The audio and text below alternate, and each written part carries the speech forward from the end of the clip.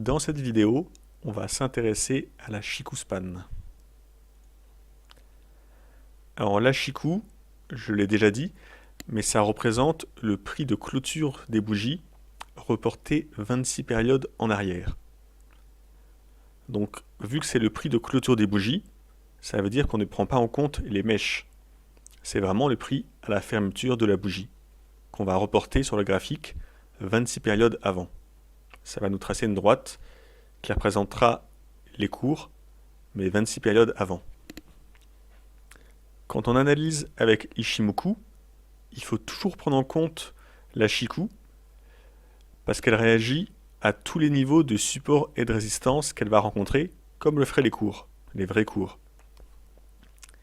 Alors ces supports et résistances, ça peut être les autres droites d'Ichimoku. Donc quand la Shiku va rencontrer une Tenkan, une Kijun ou les droites du Kumo, ça va faire un effet de résistance ou de support. La Shiku va également réagir aux droites de tendance classiques. Donc par exemple, si vous tracez un canal haussier, si la Shiku rencontre la droite du canal haussier, ça va faire résistance. Et enfin, la Shiku réagit également au niveau des prix qu'elle va croiser, donc au niveau des bougies. Si la Shiku arrive sur des bougies, ces bougies vont faire office de support ou de résistance. On va tout de suite voir ça avec un exemple. Donc là, ma Shiku, moi, elle est en jaune et en pointillé. Vu que c'est une droite assez importante dans Ichimoku, j'ai voulu qu'elle soit bien visible, donc je la distingue bien comme ça des autres droites. Alors ce qu'il faut bien prendre en compte, c'est qu'elle est reportée 26 périodes en arrière. Ça veut dire, si on prend un exemple, si on prend ce sommet ici, qu'on a, quand ce sommet était là, les cours étaient au niveau de cette bougie verte. Donc cette bougie verte, la clôture de la bougie est là.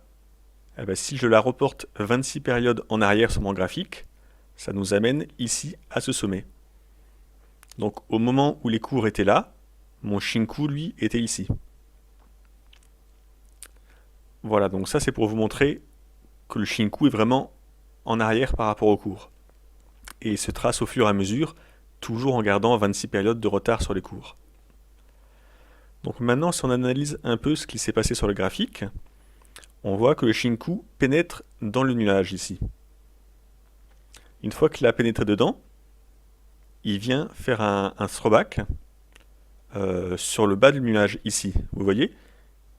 Et là, comme je vous disais, toutes les droites d'Ichimoku sont des résistances ou des supports pour la Shiku.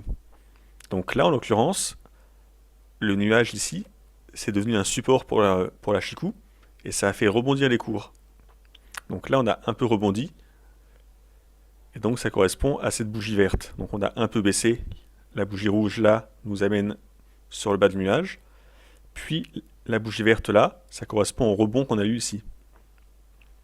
Ensuite, la Shiku revient tester le bas du nuage. Donc vous voyez comme c'est précis vraiment, la Shiku s'arrête vraiment pile poil sur le bas du nuage.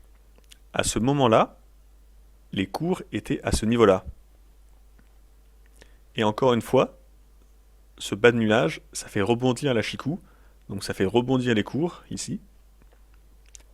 Et les cours atteignent cette fois le haut du nuage. Le haut du nuage, c'est une résistance pour la Shiku. Et donc, vous voyez, on a un petit mouvement de baisse qui s'ensuit, ici. Donc on baisse. La Shiku finit par traverser le nuage à la hausse.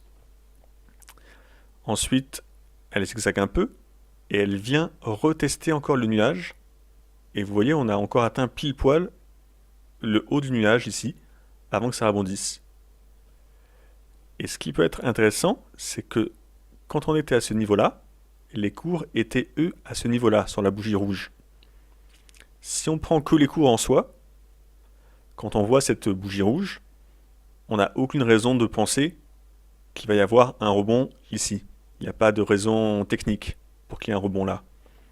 Par contre, si on regarde où était la Shiku, donc ici, on voit qu'on est sur un niveau de résistance important, donc c'est le nuage. Donc là, ça explique pourquoi les cours rebondissent, parce que la Chikou est confrontée au nuage. Et donc là, on savait d'avance qu'on avait des grandes chances que ça reparte à la hausse, parce que notre Chikou était bloqué par le nuage.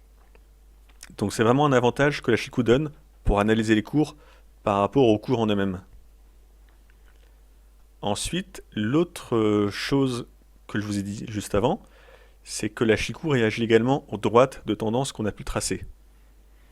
Alors là, j'ai simplement tracé une ligne de tendance qui prend ce sommet, celui-ci, et celui-ci. Donc on a 3 points, on a tracé la droite, et vous voyez le Chikou, eh ben, il a réagi sur la droite, elle a agi comme un support, et elle l'a fait rebondir.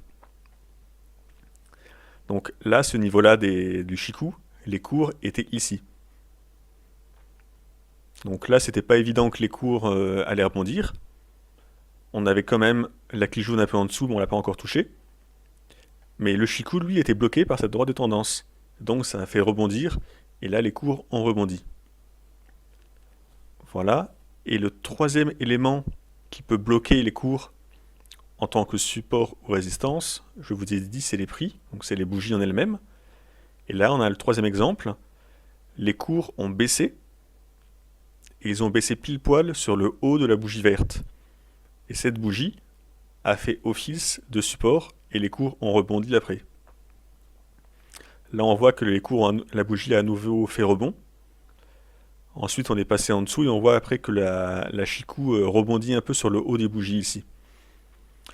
Donc tout ça pour vous dire que quand la Chikou rencontre les bougies, ça nous fera des supports et des résistances également. Donc voilà, on a fini avec la Chikou. On verra beaucoup d'autres exemples après dans les prochains cours, parce que c'est un élément vraiment crucial pour Ishimoku. On a maintenant fini la présentation des différents éléments d'Ishimoku, donc on va passer à des nouveaux cours.